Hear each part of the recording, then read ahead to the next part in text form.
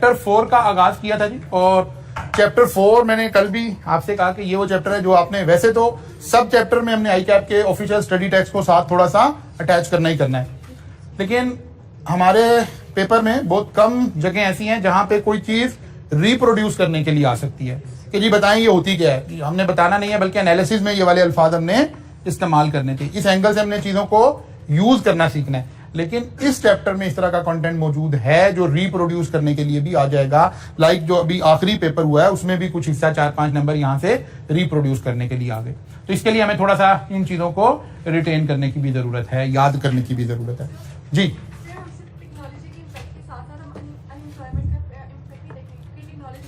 जी देखेंगे, हमने उसे बड़ा सोफिस्टिकेटेड लफ्ज पॉजिटिव लगाकर कल हमने डाउन साइजिंग जब कहा था तो इसका मतलब क्या था?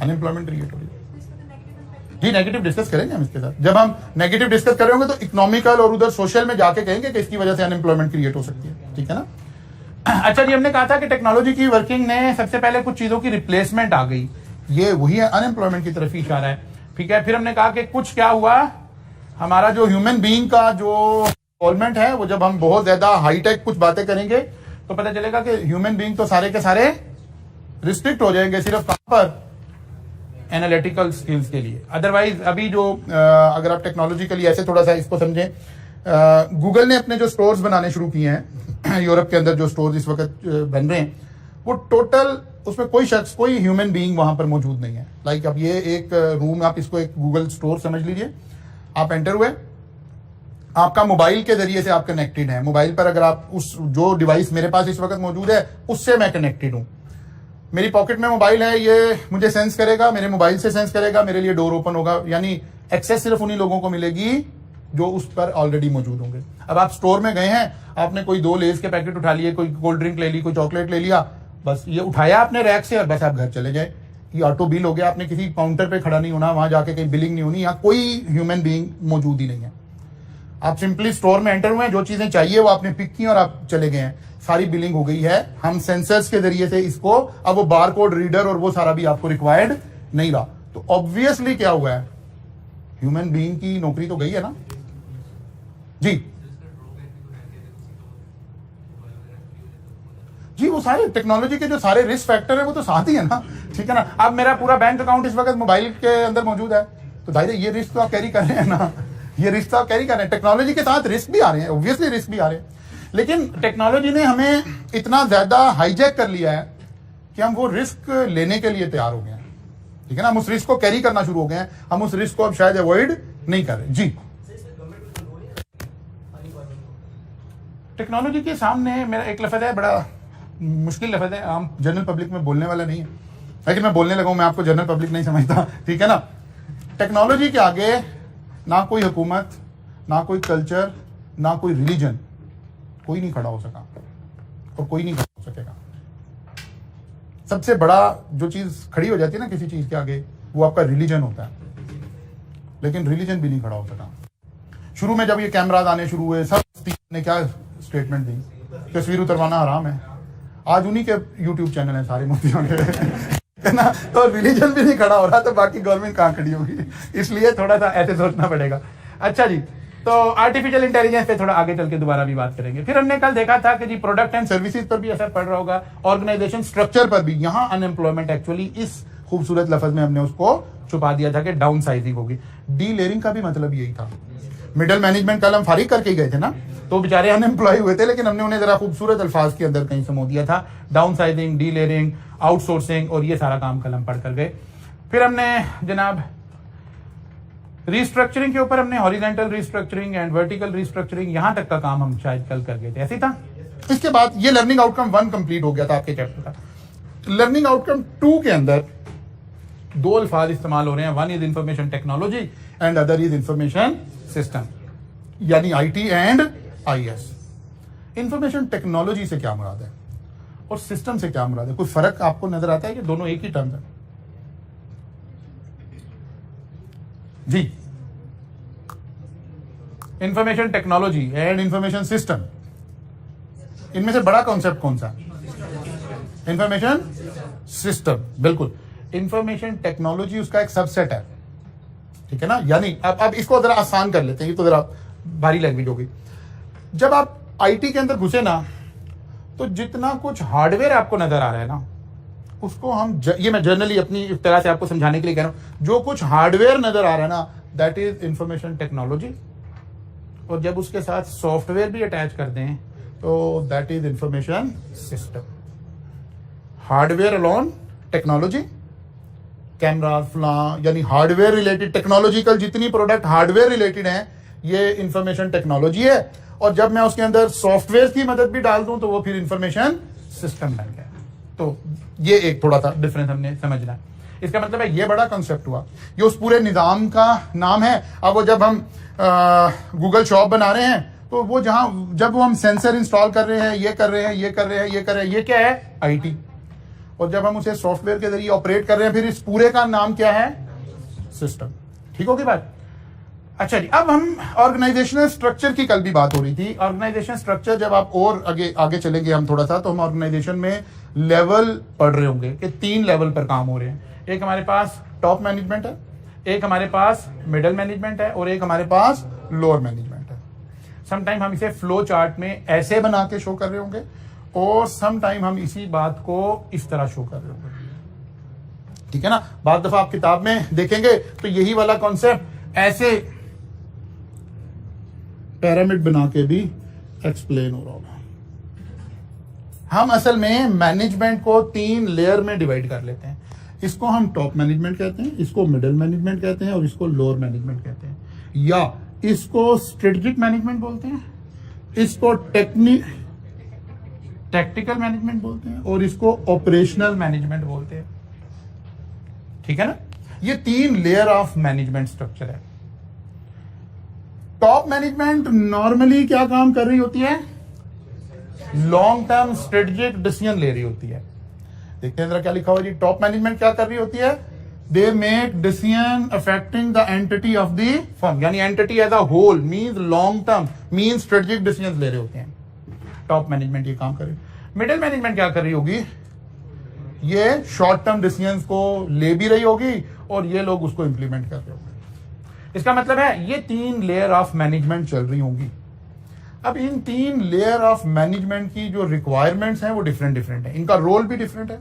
ये लॉन्ग टर्म स्ट्रेटेजिक टाइप के डिसीजंस लेते हैं, ये शॉर्ट टर्म डिसीजन लेते हैं। शॉर्ट टर्म से मुराद क्या है? अभी आप पढ़ेंगे नानसा वाले एरिया के अंदर बजट्स बनाना, ठीक है, टारगेट सेट करना, बजट बनाना, एक लॉन्ग टर्म विजन को ट्रांसलेट करना। ये साल के बजट बना रहे होंगे और ये डेली का काम उसके मुताबिक कर रहे होंगे। अब जब हम 3 लोगों के 3 ग्रुप बन गए ना, 3 लोगों के काम अलग अलग हैं। ये लोग जो डिसीजन कर रहे हैं 3 से 5 साल की डिसीजन मेकिंग कर रहे हैं, लॉन्ग टर्म डिसीजन मेकिंग कर रहे हैं। ये लोग 1 साल की डिसीजन कर रहे हैं, उसके मुताबिक ये आज का काम कर रहे हैं। अब इन तीनों के काम करने का अंदाज फर्क है, तो इन तीनों की नीड्स भी फर्क है। कौन सी नीड? Information need. जो इंफॉर्मेशन इस एम्प्लॉय के पास होनी चाहिए, क्या वही इंफॉर्मेशन टॉप मैनेजमेंट के पास होनी चाहिए? क्या उसका उसी इंफॉर्मेशन से गुजारा चल जाएगा? तो पता चलेगा नहीं चलेगा। इस बात को एड्रेस करने के लिए फिर हमने कहा कि जी टाइप ऑफ इंफॉर्मेशन सिस्टम क्या होंगे ऑर्गेनाइजेशन में। ठीक है, हमने कहा जो इंफॉर्मेशन सिस्टम है ना, information system collect and store companies की data and produce information for user. कि क्या करेगा? डाटा कलेक्ट करेगा, और जो उस डाटा का यूजर है उसके मुताबिक उसकी इंफॉर्मेशन उसको रिप्रोड्यूस करके देगा, ताकि उसकी डिसीजन मेकिंग की नीड्स जो है वहां से क्या हो सकें? पूरी हो सकें। लेकिन हम इसे पीछे देख कर आए कि 3 तरह के लोग हैं। इसका मतलब है 3 तरह के लेवल की इंफॉर्मेशन अलग अलग चाहिए होगी। कुछ इंफॉर्मेशन है जो नीचे ऑपरेशनल लोगों को रिक्वायर्ड है, उन्हें वो इंफॉर्मेशन हमें देनी पड़ेगी। उससे ज्यादा डिटेल मैनेजर मिडिल मैनेजमेंट को देनी पड़ेगी, और उससे ज्यादा डिटेल टॉप मैनेजमेंट को देनी पड़ेगी। अब इन सारी बातों को देख करने के बाद हम कहते हैं कि जो हमारे पास टाइप ऑफ इंफॉर्मेशन सिस्टम्स होंगे ना, वो क्या होंगे? One is transaction processing system, second is management support system, decision support system, executive information system, expert system. अब ये डिफरेंट हमने ये सारा किताब में हमें नजर आएंगे। इनको हमने थोड़ा थोड़ा सा रीड करना है कि ये क्या हैं और इससे हम क्या काम ले रहे हैं। ट्रांजैक्शन प्रोसेसिंग सिस्टम, अच्छा चले पहले इसको उसी से लिंक कर लें, ये इसी नीड से लिंक कर लें, फिर आते हैं, फिर वन बाय वन देखते हैं। टाइप ऑफ इंफॉर्मेशन सिस्टम कौन सी आगे जी? हमें इंफॉर्मेशन चाहिए कौन कौन सी है? स्ट्रेटेजिक इंफॉर्मेशन चाहिए, means relate to long term decision making, 3 से 5 की डिसीजन मेकिंग। जब हमें कोई ऐसा काम सोचना हो, अगले 3 साल में क्या करेंगे, 5 साल में क्या करेंगे, इस तरह की अगर हम गुफ्तगू कर रहे हैं तो हम कहते हैं कि हम स्ट्रेटेजिक प्लानिंग कर रहे हैं। मसलन आज कॉलेज बैठ के एक मीटिंग कॉल करे यार ये जिस तरह से ऑनलाइन आना शुरू हो गया और फलां हो गया, दिमाग हो गया, हमें इंपैक्ट एनालाइज करना चाहिए कि अगले 2-3 साल के बाद, 4 साल के बाद कॉलेज कहां खड़ा होगा। बात समझ आ रही? मैं तो कह रहा हूं कहां खड़ा होगा। कोई 10 मरले की एक जगह होगी, कोई एक कमर्शियल जगह होगी जो एक ऐसे छोटा सा हेड ऑफिस होगा। ये वाले जो कॉलेजेस आपको नजर आ रहे हैं ये नहीं नजर आएंगे 5 साल बाद। ये बात तो हम कोविड आने से पहले ये जो इल्म की दुनिया की वेबसाइट है ना, इन्होंने एफएससी की एजुकेशन का जब वो आगाज किया तो उसके अंदर मैं और कासिम अली शाह जो थे एज ए चीफ गेस्ट गए हुए थे। ये बात हो रही है मेरा ख्याल है 2018 के अक्टूबर नवंबर के आसपास की शायद। तो अभी ना कोविड था ना कुछ था। मैं उस वक्त ये बात कह रहा था कि अगले 5-7 साल के बाद हमें कॉलेजेस की फिजिकल एग्जिस्टेंस नजर नहीं आएगी। तो लोग कहते थे नहीं ये कैसे हो सकता है। अच्छा जब टेक्नोलॉजिकल चेंज आ रहा होता है ना, फिर ऐसे ही फील हो रहा होता है कि जिस दौर में वो आ रही होती है, कहते हैं ये नहीं हो सकता यार, ये कैसे हो सकता है। मसलन हम वो चार्टर्ड अकाउंटेंट हैं जिन्होंने एक स्विच देखा है अपनी जिंदगी में। जब हमने आर्टिकल स्टार्ट किए थे तो आईटी बिल्कुल नहीं था हमारे प्रोफेशन में, ऑलमोस्ट ना होने के बराबर था। सारे खाते, मैनुअल, किताबें, सारा कुछ होता था। आईटी आना शुरू हुआ तो 2-3 साल लगे। पहले तो कुछ लोग कहते थे कि नहीं यार ये इस मशीन पे कैसे इतना इंफॉर्मेशन डाल दें, ये डिलीट होगी तो क्या होगा, फलां होगी। एक वो फियर्स जो टेक्नोलॉजिकल चेंज के आते हैं। फिर कुछ कंपनीज ने डिसीजन लिया कि नहीं यार चलते हैं, जाना तो पड़ेगा। लेकिन उन्होंने पता क्या किया, वो कहा नहीं अभी हम ना दोनों खाते बनाएंगे। सारे मैनुअल भी मेंटेन हो रहे होते थे, साइमल्टेनियसली सारे कंप्यूटर पर भी मेंटेन हो रहे होते थे। और शुरू में वो मैनुअल को रिलायबल समझते थे और कंप्यूटर वाले को समझते थे यार ये तो पता नहीं क्या। लेकिन क्या हुआ, अल्टीमेटली सारा कुछ ट्रांसफर हो गया। तो जब चेंज आ रही होती है फिर ऐसे ही फील हो रहा होता है कि नहीं ऐसे नहीं होगा, तो यार ऐसे कैसे हो सकता है। चेंज आती है, वो आकर सारी चीजों को खा के चली जाती है, पता भी नहीं लगता कि क्या हुआ है। 2000 में मैं अल्लाह ताला ने हज की मुझे बुलाया तो हज पे गए। तो मक्का मुकर्रमा, अब जाहिर है वो एक टूरिस्ट जगह है, जाहिर जाने यानी ट्रेवलर की जगह है, टूरिस्ट तो कहना शायद मुनासिब नहीं है। तो मक्का मुकर्रमा में, मदीना मुनव्वरा में जो कमर्शियली सबसे हाईएस्ट पेड शॉप्स हो सकती हैं लोकेशन वाइज और सारा कुछ, वहां पर पीसीओ खुले हुए थे। बिकॉज सबसे ज्यादा नीड क्या थी कि जो शख्स उम्रे पर गया है, हज पर गया, उसने घर कॉल करना है, फोन करना है, तो सबसे वायबल बिजनेस कौन सा था? पीसीओ का बिजनेस था। जितना बड़ा हमारा ये कॉलेज है ना, इस कॉलेज की जगह पर यानी 2 कनाल पर तकरीबन 1 या समटाइम 2 पीसीओ बने होते थे। इतने बड़े बड़े पीसीओ थे वहां पर, मेन जगह के ऊपर, फ्रंट के ऊपर। यहां यही वो साल है कुदरती कि जहां ये रेवोल्यूशन आ रही थी सिम बेस और मोबाइल बेस। 2006 में मुझे उम्रे के लिए दोबारा जाने का इत्तेफाक हुआ तो पता चला मक्का मुकर्रमा में कोई एक भी पीसीओ कहीं नजर नहीं आता। इन 4 सालों में, 5 सालों में क्या हुआ, वो जो एक सबसे वायबल बिजनेस था वो स्वैप हो गया, खत्म हो गया, टेक्नोलॉजी उसको खा गई। आज अगर हमें बच्चों को बताना ना पीसीओ क्या होता है तो हमें लाहौर में कोई नजर नहीं आएगा कि बच्चे को दिखाएंगे जाके कि ये पब्लिक कॉल ऑफिस होता है। और एक वक्त था हमारी स्टॉक मार्केट की सबसे हाईएस्ट जो शेयर थे ना, वो इस पीसीओ रिलेटेड टेलीकॉम और टेलीकार्ड और इन कंपनीज के शेयर होते थे। बहुत सारे लोगों की जिंदगी के अंदर इन्हीं कंपनीज की शेयर की ट्रेडिंग की वजह से आज वो बहुत बड़े इंसान बने हुए हैं। लेकिन वो बिजनेस अपनी जगह खत्म हो गया। टेक्नोलॉजिकल इंपैक्ट,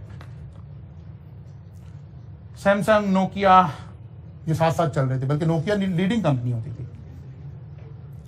लेकिन नोकिया के बोर्ड में बैठकर एक डिसीजन गलत हुआ कि जब एंड्रॉयड आया उन्होंने नोकिया को सबसे पहले, क्योंकि सबसे बड़ी कंपनी वो थी, उन्होंने उन्हें ऑफर किया, उन्होंने नहीं लिया। तो ये क्या बात है, हम तो नहीं ले रहे। एक बोर्ड का गलत डिसीजन, नोकिया की कंपनी बिल्कुल फारिग हो गई। सारी नई कंपनी को जगह मिल गई, स्मार्टफोन आ गया, सारा कुछ हो गया। और एक वक्त आया कि वो लोगों को बड़ी मुश्किल लगी, जो लोग सॉफ्ट कॉर्नर रखने वाले लोग थे, कि नोकिया के जो सीईओ थे उन्होंने रोते हुए कॉन्फ्रेंस की और कहा कि हमें पता नहीं लगा कि हमारे साथ क्या हुआ है। जो हमारे जैसे मैनेजमेंट वाले लोग थे, जब उन्होंने कहा ना हमें पता नहीं लगा, तो हम कहते हुआ इनके साथ ठीक है, अगर इन्हें अभी भी पता नहीं लगा तो समझ आइए कि पता नहीं लगा आपको, कमाल है। यही तो हम टॉपिक पढ़ रहे हैं कि कैसे पता लगाना है आपने। तो इम्पैक्ट, ये अगर हम इस तरह के काम सोच रहे हैं कि अगले 5 साल बाद क्या होगा, एजुकेशन में क्या होगा, हॉस्पिटल में क्या होगा, ग्रोसरी स्टोर में क्या होगा। इसका मतलब है इस वक्त हम क्या कर रहे हैं, स्ट्रेटेजिक प्लान बना रहे हैं।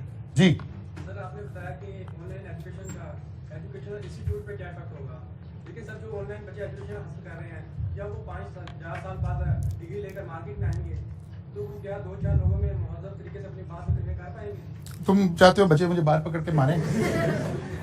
क्योंकि मैं इसका जो जवाब देना चाह रहा हूं मैं इन बच्चों के जवानों के सामने दे नहीं पाऊंगा। ये मारेंगे मुझे बाहर पकड़ के।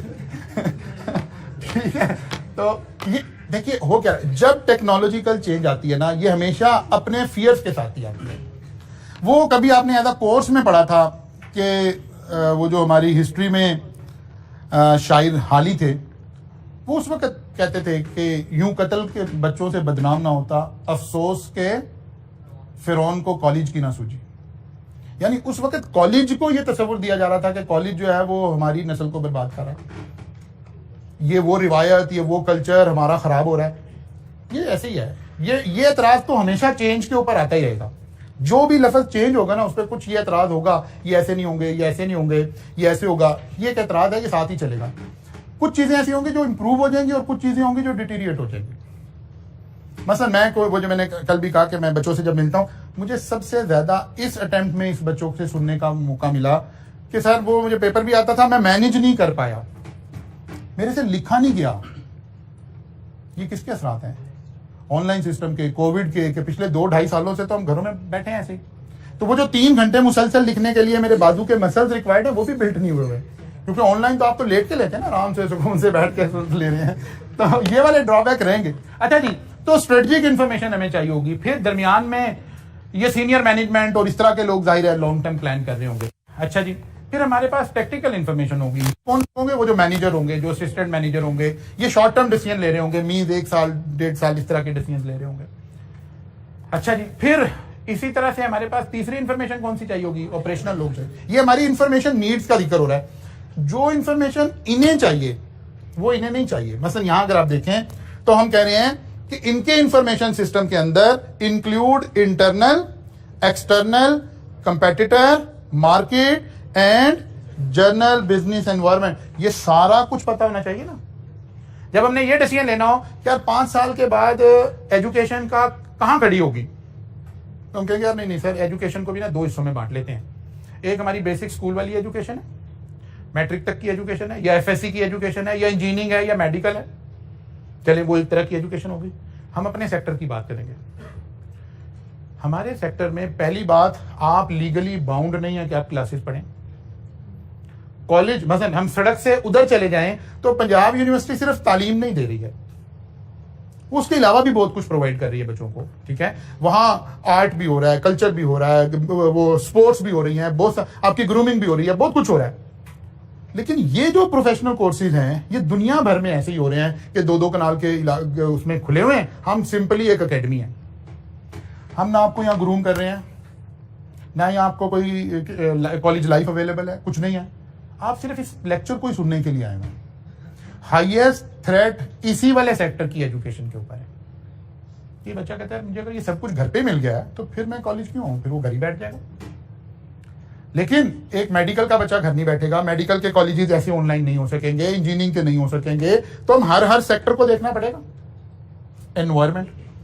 फिर साथ ही मुझे देखना पड़ेगा कि यार मैं सोचूं कि शायद पैक क्या कर रहा है, स्कैन क्या कर रहा है, फलां कंपेटिटर क्या कर रहा है, फलां क्या कर रहा है, मुझे फिर मैं ज्यादा बेटर डिसीजन ले सकूंगा। ये कॉलेजेस तो अगर छुट्टी भी देनी हो तो एक दूसरे को देखते रहते हैं कि उसने कितनी छुट्टियां दी हैं। वो कहते हैं अच्छा फलाने, वो कहते हैं अब आप भी दे दो, चलो। इसका मतलब है कंपेटिटर का डाटा भी हमें चाहिए होता है जब हम इस तरह की इंफॉर्मेशन ले रहे हैं। लेकिन एक बच्चा वो फीस ले रहा है बाहर नीचे बैठा हो, इस लेवल पे, ऑपरेशनल लेवल पे बैठा हो, हाफिज साहब बैठे हुए हैं, कोई और बच्चा बैठा हुआ है कोऑर्डिनेशन में बैठा हुआ है, उसे नहीं, उसने तो फीस लेनी है, उसे नहीं डाटा चाहिए स्कैन क्या कर रहा है, पैक क्या कर रहा है, 4 साल बाद क्या होगा। वो आप तो फीस लेके गए, उसने आपको फीस की रसीद देनी है। तो हर बंदे की जो इन्फॉर्मेशन की रिक्वायरमेंट है वो डिफरेंट है। इसके लिए हमें इन्फॉर्मेशन सिस्टम भी डिफरेंट बनाना पड़ेगा, या आगे अभी इसी चैप्टर में चल के पढ़ेंगे, एक ही बड़ा इंफॉर्मेशन सिस्टम ईआरपी बना के फिर हम हर बंदे को सिर्फ उतनी इंफॉर्मेशन देते जाएंगे जितनी उसे रिक्वायर्ड होगी ईआरपी सॉल्यूशन में जब हम चले जाएंगे। अच्छा जी, फिर वही आ गया senior level, middle level, operational level. अच्छा, अब हम आते हैं, यहां से ही शुरू करते हैं। इन्हीं सिस्टम्स के नाम जहां लिखे हुए थे वहीं से इसको टेकअप करते हैं। कितने सिस्टम थे जी हमारे पास? ट्रांजैक्शन प्रोसेसिंग सिस्टम, फिर मैनेजमेंट सपोर्ट सिस्टम, फिर डिसीजन सपोर्ट सिस्टम, फिर एग्जीक्यूटिव। ये 5 हम इसलिए लिख रहे हैं कि किताब में ये 4-5 लिखे हुए, 1-2 और लिखे हुए, वरना बेतहाशा चीजें बन सकती हैं, बेतहाशा यहाँ से चीजें आ जाएगी। नाउ ट्रांजैक्शन प्रोसेसिंग सिस्टम क्या करेगा और कौन लोग इसको यूज कर रहे हों, ये समरी मैंने वैसे यहां बनाई है, लेकिन पहले डिटेल देखते हैं। ट्रांजैक्शन प्रोसेसिंग सिस्टम है क्या? These are system for processing routine transactions such as bookkeeping system and mail order processing system।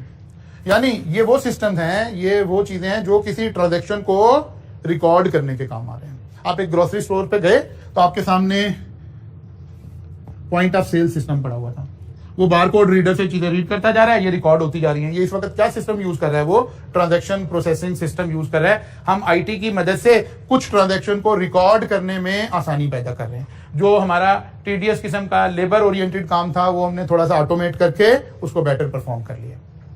अच्छा जी, मैनेजमेंट इंफॉर्मेशन सिस्टम, ये भी चीजों को हमें मैनेज करके देगा, लेकिन क्या करेगा? These are information system for providing information mainly of routine nature to management. Management को जिस तरह की इंफॉर्मेशन चाहिए कोई डिसीजन लेने के वक्त, उनकी नीड ये सिस्टम पूरी कर रहा होगा। मसलन हमने पिछले साल कितना डेटा बनाया था, इस साल कितना बनाना है, अब तक कितने बन गए हैं, पिछले साल इन्हीं दिनों में कितने बन गए थे। इस तरह के डिसीजन लेने के लिए बजट, बजटरी कंट्रोल, अभी आप उधर कॉस्ट पढ़ते हैं, वेरिएंस एनालिसिस, इस तरह की सारी चीजें इसके अंदर बिल्ट इन होंगी। पिछले साल हमारी कॉस्ट पर यूनिट क्या आ रही थी, अभी क्या आ रही है। पिछले साल हम इस तारीख तक कितनी प्रोडक्शन कर चुके थे, अभी कितनी कर रहे हैं। कॉलेज वाले बात कर रहे हैं कि यार इस तारीख तक पिछली दफा कितने बच्चे एनरोल थे, फिजिकल क्लासेस में कितने एनरोल थे, ऑनलाइन क्लासेस में कितने एनरोल थे। हमें कोई डिसीजन लेना है, कोई पॉलिसी बनानी है, कोई एनालिसिस करना है, ये इन्फॉर्मेशन हमें चाहिए होगी ना मैनेजमेंट लेवल पे। लेकिन ये मैनेजमेंट नीचे ऑपरेशन में नहीं चाहिए जिसने फीस काटनी है, कैरियर काउंसलर को नहीं चाहिए जिसने आपको इन्फॉर्मेशन प्रोवाइड करनी है। तो डिफरेंट लेवल्स के लोगों के लिए डिफरेंट इन्फॉर्मेशन सिस्टम बने हुए होंगे। फिर एक आ गया डिसीजन सपोर्ट सिस्टम। इस सिस्टम में और इस सिस्टम में बड़ा बारीक सा फर्क है। ये हम किताबों में ये फर्क देख रहे होते हैं, रियल लाइफ में ये फर्क भी हम फिर ऑब्जर्व नहीं कर रहे। यहां वो इंफॉर्मेशन मिल रही है जो मुझे चीजें मैनेज करने में हेल्प कर रही है, और यहां अगर डिसीजन लेना है तो डिसीजन लेने में हेल्प कर रही है। बड़ा बारीक सा फर्क है सिर्फ इसमें। मसलन एक मैनेजर को एक एसी खराब हो गया, उसे रिपेयर करवाना है, उसे डिसीजन लेना है कि यार मैं इस बंदे को ये जो कोड कर रहा है इसको दूं ये काम या ना दूं। उसने मैनेजमेंट इंफॉर्मेशन सिस्टम में फौरन डाला, डिसीजन सपोर्ट सिस्टम में, तो देखा जब लास्ट टाइम हमने यही चीज रिपेयर करवाई थी तो कितने की हुई थी। अब इस इंफॉर्मेशन ने उसे डिसीजन लेने में हेल्प कर दिया। अगर कोई ऐसी इंफॉर्मेशन है जो मुझे डिसीजन लेने में हेल्प कर दे, तो फिर इसी सिस्टम को मैं क्या कहना शुरू कर देता हूं, डिसीजन सपोर्ट सिस्टम है। ये मेरे डिसीजन लेने में मुझे हेल्प प्रोवाइड कर देता है। और अगर सिर्फ मेरे रूटीन के मामला को मैनेज करने के लिए चल रहा है तो फिर इसी को हम क्या कह रहे होते हैं, मैनेजमेंट इंफॉर्मेशन सिस्टम। जब हम डिसीजन ले रहे होते हैं तो डिसीजन में हमें पास्ट डाटा भी चाहिए होता है, फोरकास्ट भी चाहिए होता है, और कोई जैसे वो जो आपने डिसीजन मेकिंग टूल्स पढ़े, रेलिवेंट कॉस्ट और ये सारी चीजें, इस तरह की बहुत सारी चीजें आपको मिल सकती हैं इसके अंदर। ये हमारी बुनियाद हो सकते हैं। कोई सिनेरियो हो सकता है, इस सूरत में क्या करना था, इसमें क्या करना था। अच्छा अगर मैं परचेज करूं तो कितने की पड़ेगी, अच्छा अगर मैं इसे इन हाउस डेवलप कर लूं तो क्या कॉस्ट आ रही होगी। ये सारा ये अब जब मैं ये वाला एनालिसिस कर रहा हूं तो फिर ये मेरा सिस्टम कौन सा है, डिसीजन सपोर्ट सिस्टम है। मसलन अगर मैं अपनी मीडिया की टीम इन हाउस मैनेज करूं, ये बच्चे जो इस वक्त हमें रिकॉर्डिंग सर्विसेज और इसके बाद सॉफ्टवेयर में और बाकी सारा काम, एडिटिंग और ये काम करें, ये मेरे एम्प्लॉय हों तो मुझे पर लेक्चर क्या कॉस्ट कर रहा है। फिर मैंने एक बंदे को बुलाया, उसे कहा मेरी रिकॉर्डिंग कर दिया करो। उसने कहा सर मैं ये पर लेक्चर आपको कॉस्ट चार्ज करूंगा। अब मैं कंपेयर कर रहा हूं कि मुझे कौन सी चीज इसमें से वायबल है। अगर मेरा सॉफ्टवेयर मुझे ये वाली इंफॉर्मेशन दे रहा है तो इस वक्त मैं जो सॉफ्टवेयर यूज कर रहा हूं उसका नाम क्या है, डिसीजन सपोर्ट सिस्टम है। क्लियर होगी बात। फिर आ गया, अच्छा चलिए वहीं चलते हैं, वहां से इकट्ठे नाम एक जगह लिखे होंगे, यहीं से एक्सप्लेन कर देते हैं। फिर इसके आगे चले तो फिर हमारे पास डिसीजन सपोर्ट सिस्टम के बाद क्या आ गया, एग्जीक्यूटिव इंफॉर्मेशन सिस्टम। आमतौर पर डिसीजन सपोर्ट सिस्टम कौन लोग यूज कर रहे होंगे, मैनेजर्स, जिन्हें कोई डिसीजन लेने, मैं खरीद लूं, बनवा लूं, पार्टी ए से लूं, पार्टी बी से लूं, अभी खरीद लूं, थोड़े दिन ठहर के खरीद लूं, डिसीजन लेने। ऊपर आ गया top management, executive information system, board of director, top management, strategic information. इनकी इंफॉर्मेशन नीड और ज्यादा। इन्हें किस तरह की इंफॉर्मेशन चाहिए, कंपेटिटर का डाटा भी चाहिए, कोई और एनालिसिस भी चाहिए, हमारी ऑर्गेनाइजेशन का भी ज्यादा डिटेल डाटा चाहिए। मतलब पिछले 10 साल से हम क्या कर रहे हैं, हमारा विजन क्या था, हमारा मिशन क्या था, हमारे टारगेट्स क्या हैं, आइंदा का फ्यूचर प्लान क्या। यहाँ ज्यादा डिटेल्ड इंफॉर्मेशन है। ये वाले सिस्टम वो हैं जो वो वाले लेवल तक की इंफॉर्मेशन प्रोवाइड कर रहे हैं। ये वाला सिस्टम वो है जो सिर्फ ट्रांजैक्शन को सपोर्ट प्रोवाइड कर रहा है, या इंफॉर्मेशन प्रोवाइड कर रहा है तो बड़ा लिमिटेड इंफॉर्मेशन प्रोवाइड कर रहा है।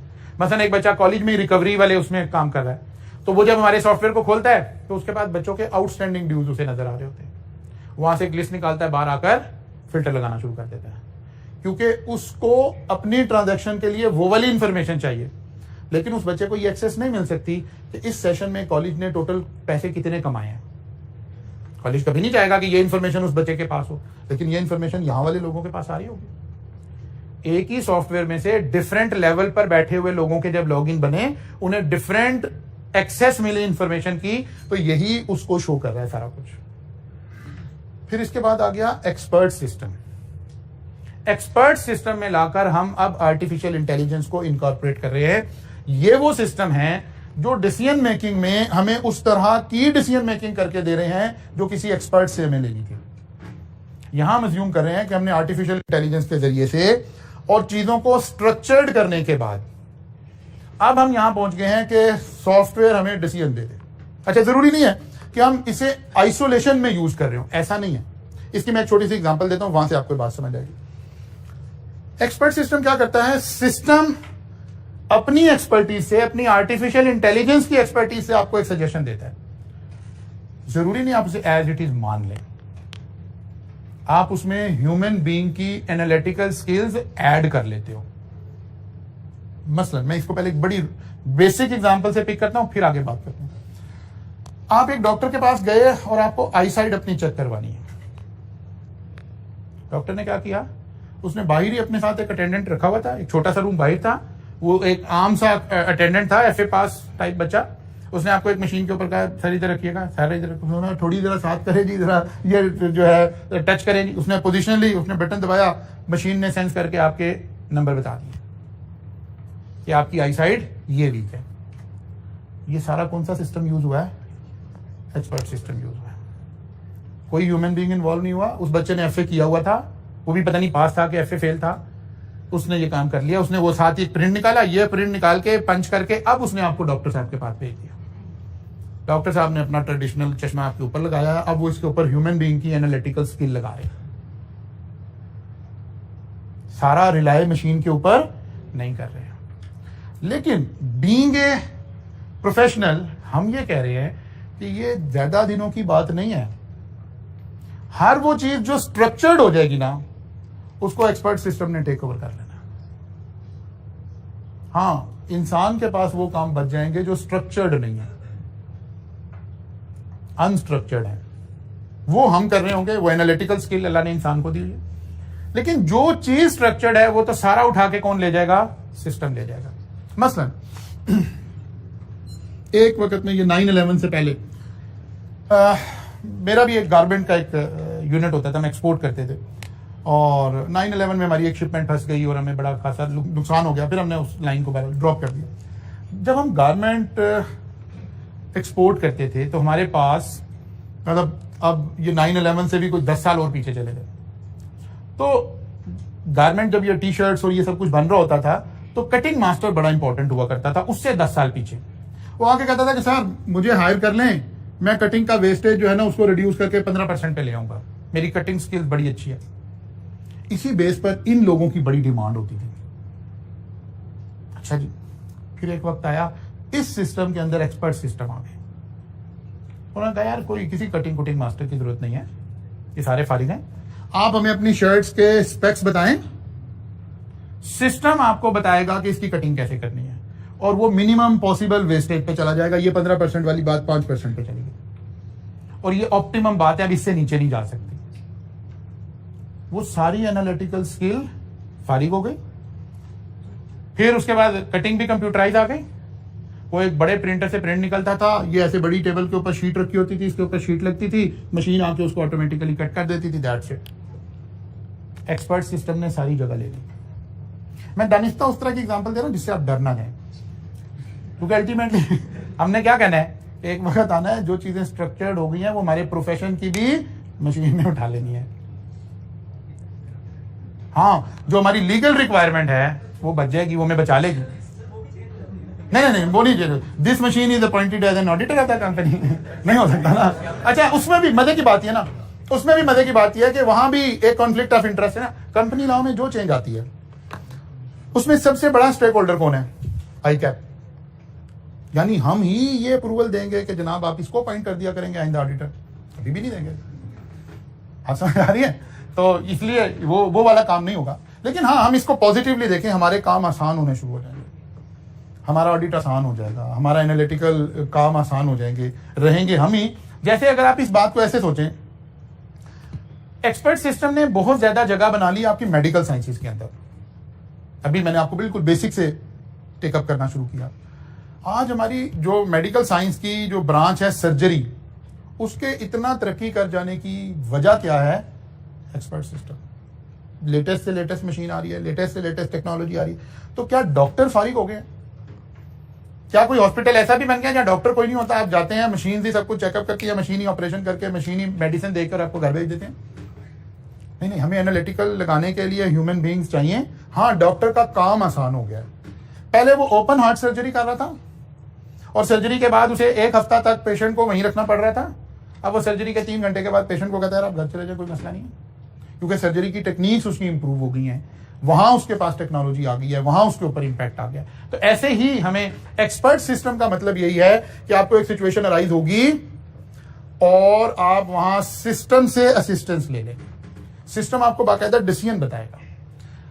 मसलन जब हम सीए कर रहे थे, आर्टिकल चल रही थी, तो उस वक्त अभी आईटी क्योंकि इतना नहीं आया हुआ था, तो जब हम किसी केस को, टैक्स के केस को अगर हमें लड़ना पड़ गया है, कोई टैक्स का केस है, उसके अपील में जाना पड़ गया है, तो वहां सारा आर्ट क्या होता था कि आपने केस लॉज में से कुछ रेफरेंसेस निकालने हैं कि पहले इस तरह। अब वो क्योंकि सब कुछ मैनुअल था, अब आप जनाब किताब के सफे पलट रहे हैं, देख रहे हैं, और आपके ऑफिस में भी किताबों का ढेर लगा होता था इन चीजों का। आज आप कहते हो नहीं यार, फलां सेक्शन का मसला आया, आप सॉफ्टवेयर अवेलेबल है, आप एंटर करें, पाकिस्तान के नहीं, पूरी दुनिया के केस लॉज एक क्लिक पे आपके सामने आ जाएंगे। ये क्या हुआ है? ये एक्सपर्ट सिस्टम है, ये मुझे हेल्प कर रहा है। फिर हर वो साइंस जो इफ एंड बट पे चल रही है, ये होगा तो ये करना है, ये होगा तो ये करना है, वो सारी जगह पे एक्सपर्ट सिस्टम आ जाएगा। मसलन हमारे यहाँ मेडिकल में एनालिटिकल बातें भी ज्यादा है, लेकिन मेडिकल की एक ब्रांच को अगर हम होम्योपैथी को लें, वो सारे का सारा इफ एंड बट पे चलता है। अगर आपको किसी को होम्योपैथी का कभी इत्तेफाक हुआ हो तो वो सारा इफ एंड बट पे चलता है कि अगर आपको प्यास लग रही है तो फिर ऐसे सोचना है, नहीं लग रही तो फिर ऐसे सोचना है, ये हो रहा है तो ऐसे सोचना है, ये हो रहा है तो ऐसे सोचना है। इसीलिए होम्योपैथी के अंदर एक्सपर्ट सिस्टम आ गए। पेशेंट बैठे, अपनी सिम्टम्स एंटर करे, सिस्टम आपको बताएगा कि ये मेडिसिन है आपकी। तो एक्सपर्ट सिस्टम से यही मुराद है कि सिस्टम डिसीजन लेकर बताए कि ये आपने करना है। लेकिन ये जब भी होगा जब हमारे पास स्ट्रक्चर्ड अप्रोच होगी। इसका एक छोटी सी लिंक करने के लिए, ताकि आपको बात थोड़ी सी समझ आ जाए, कभी क्यूएम के अंदर आपने लीनियर प्रोग्रामिंग पढ़ी थी। हम डिफरेंट वेरिएबल्स को लिंक करके और एक ऑप्टिमम पॉइंट निकाल लेते थे। अब क्योंकि ये स्ट्रक्चर्ड अप्रोच है तो लीनियर प्रोग्रामिंग हमें करनी नहीं पड़ रही है आज के दौर में। सिस्टम 1 सेकंड में लीनियर प्रोग्रामिंग से आपको सोल्यूशन बता देगा, ठीक है ना। इस तरह के सारे काम जहां स्ट्रक्चर्ड अप्रोच इख्तियार की जा सके, जहां चीजों को लिंक किया जा सके, वो सारी चीजें आ जाएंगी। इन सिस्टम्स को हम कह रहे हैं एक्सपर्ट सिस्टम है, जहां सिस्टम खुद डिसीजन लेगा, ह्यूमन बीइंग की इन्वॉल्वमेंट नहीं हो रही होगी। तो ट्रांजैक्शन प्रोसेसिंग सिस्टम क्या करेगा? ट्रांजैक्शन को प्रोसेस करने में हेल्प कर देगा। मैनेजमेंट सपोर्ट सिस्टम हमें चीजों को मैनेज करने से रिलेटेड सपोर्ट प्रोवाइड करेगा। डिसीजन सपोर्ट सिस्टम हमें डिसीजन लेने में मदद प्रोवाइड करेगा।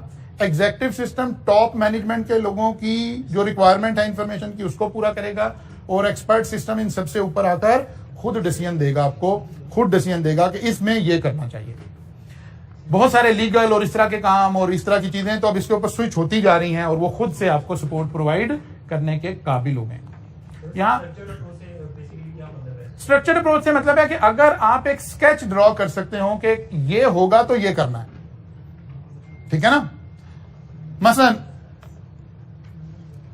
जब आप डॉक्टर के पास जाते हैं और डॉक्टर आपको इन्वेस्टिगेट कर रहा होता है किसी भी मामले में, वो देखते हैं अच्छा जी आपका टेम्परेचर कितना है, ब्लड प्रेशर क्या है, शुगर लेवल क्या है, फिर वो कोई और सिम्टम्स लेना शुरू करता है। इसका मतलब है उसके दिमाग में कोई स्ट्रक्चर्ड अप्रोच चल रही है कि अगर ब्लड प्रेशर है तो फिर मैंने इस तरह सोचना है, नहीं है तो इस तरह सोचना है। अच्छा जी, अगर नहीं है फिर आगे देखना है शुगर है कि नहीं है। ये एक स्ट्रक्चर्ड अप्रोच है। ये काम कोई भी आईटी का बच्चा बैठकर इसको स्ट्रक्चर कर देगा और ये मशीन फिर 1 सेकंड में उसको परफॉर्म कर देगी। और अगर कोई सिचुएशन ऐसी है जिसका कोई स्ट्रक्चर डिजाइन नहीं किया जा सकता, तो फिर उसको आईटी, फिलहाल हम ये कह रहे हैं कि फिर उसको आईटी टेकअप नहीं कर सकती। मसलन दुनिया भर में ये जो सिग्नल सिस्टम है, ट्रैफिक के जो सिग्नल्स हैं, ये स्मार्ट सिग्नल में कन्वर्ट हो गए हैं। हमारे यहाँ भी मैनुअल लगे हुए हैं कि जनाब आप बाद दफा क्या है जी, सामने से कोई ट्रैफिक नहीं आ रही है लेकिन आप खड़े हुए हैं। वैसे ट्रैफिक आ रही हो नहीं, हम खड़े होते तो ये तो, लेकिन हम कह रहे हैं कि चलो अच्छे लोग रह रहे हैं, तो सामने से ट्रैफिक भी नहीं आ रही लेकिन मेरा सिग्नल बंद है और मैं खड़ा हुआ हूँ। नहीं, ये एक स्ट्रक्चर्ड अप्रोच है। हम सिग्नल में सेंसर लगाकर फौरन फॉर्मेटाइज कर सकते हैं कि ट्रैफिक का प्रेशर देखकर सिग्नल ऑटो स्विच कर जाए। जिस टाइप ट्रैफिक का लोड ज्यादा है उधर के लिए ज्यादा टाइम एलोकेट करना शुरू कर दे।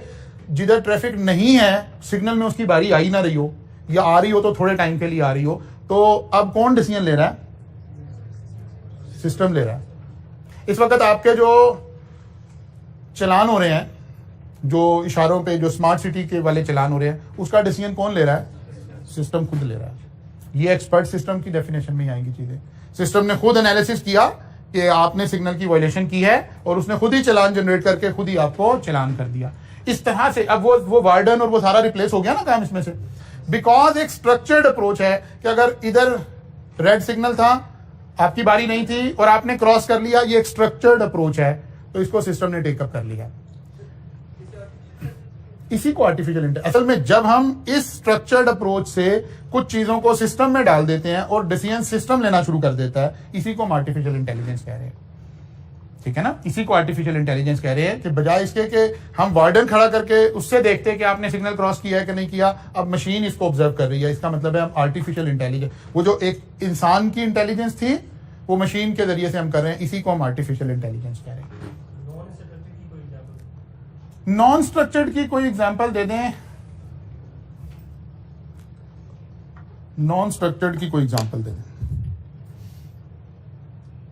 इमीडिएटली मेरे जहन में आई नहीं है, शायद अभी आ जाती तो मैं आपको बताता हूं। कोई भी ऐसी चीज जिसके अंदर हम एक डिफाइंड सोल्यूशन ना कर सकें, बल्कि हमें लगा नहीं ये होगा, पता नहीं ये ना हो जाए, ये ना हो जाए, ये ना हो जाए, यानी होने के बाद चेन ना बनती चली जाए, सर्टेनिटी ना हो, आप प्रिडिक्ट ना कर सकें कि ये भी हो सकता है, ये भी हो सकता है, ये भी हो। मसलन अभी इंग्लैंड ने शुरू कर दिया है, ACCA ने शुरू कर दिया है, एग्जामिनर के बगैर मार्किंग शुरू हो गई आपकी। वो पेपर का क्या करते हैं, ऑल पॉसिबल सोल्यूशन बना के उन्होंने मशीन को बता दिए। मशीन स्कैन करती है पेपर को, लेकिन उसमें उन्हें थोड़ी एफर्ट लगानी पड़ रही है शुरू में। स्ट्रक्चर्ड अप्रोच फिर एक्सप्लेन हो जाएगी, क्या बच्चा ये गलती कर सकता था, ये कर सकता था, ये हो सकता था, जितने पॉसिबल सोल्यूशन है बना लिए। अब मशीन में हमने वो सोल्यूशन डाल दिए, आपका इनमें से किसी एक से मैच कर रहा है, उसने ग्रेडिंग कर दिया। सारे न्यूमेरिक की, सारे थ्योरेटिकल की भी वो इस पर चले गए, बिकॉज स्ट्रक्चर्ड अप्रोच है। लेकिन अगर कहीं अनस्ट्रक्चर्ड होगा तो फिर वहां ये काम नहीं कर पा रहे होंगे। तो इस वक्त ACCA के पेपर जो हैं वो चेक कैसे हो रहे हैं, थ्योरेटिकल पेपर भी मशीन से चेक हो रहे हैं। न्यूमेरिक तो हो रहे हैं ना, न्यूमेरिक तो चले MCQs बेस्ड तब आपके भी होने शुरू हो गए, लेकिन जैसे आप पढ़ रहे हैं, टेक्स्ट पढ़कर आए हैं, अब टेक्स्ट का जो पेपर न्यूमेरिक साइड आया उसमें ह्यूमन बीइंग की जरूरत नहीं है आज चेक करने के लिए, ये मशीन से चेक हो सकता है, कोई प्रॉब्लम नहीं है। मंडे को मुलाकात होगी जी इंशाल्लाह। यहां से आगे चलेंगे learning outcome 1 and learning outcome 2 जो है आप बुक से रीड करेंगे, ICAP की किताब से, यहां से आगे चलेंगे।